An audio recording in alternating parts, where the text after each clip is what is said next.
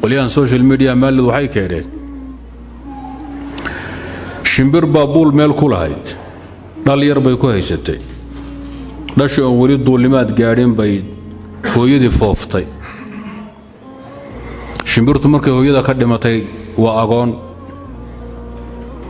aadamuna aabbuhu markuu dhinta agoon yahay maxaa yeelay hooyada u shaqaysa oo wax u qabata meesha innagu waa rajo dhihi jiray ayaa xayawaan kale agoonnimadu u gashaa waxba yaan hadalku ugu daalin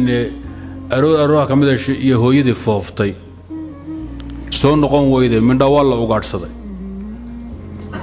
xayawaan kale dhexda oga baxay ama aadamaha madaxa gooyey dhal laba ay ka tagtay oo markaa baarimo u soo baxaaya dhashi hooyadu markay waayeen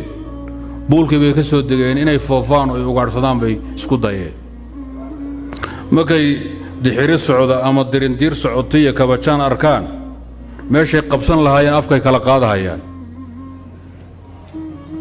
meeshay kawin lahaayeen qabsan lahaayeen afka ay kala qaadi dirdiirtii iyo kabajaanka ay hor istaagahayeen inta hor ordaan bay af kala qaadahayeen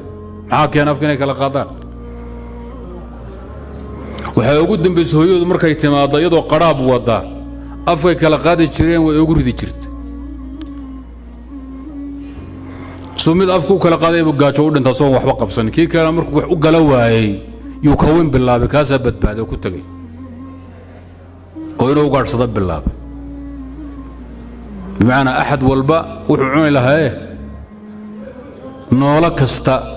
oo xalaf bii baad qaata wuxuu cuni la waa jaan go'an yahay wama dalika naftu kugu aamini mayso iska fadhi ilaa irsaaqadu ka imanayso waa dhaqaaqi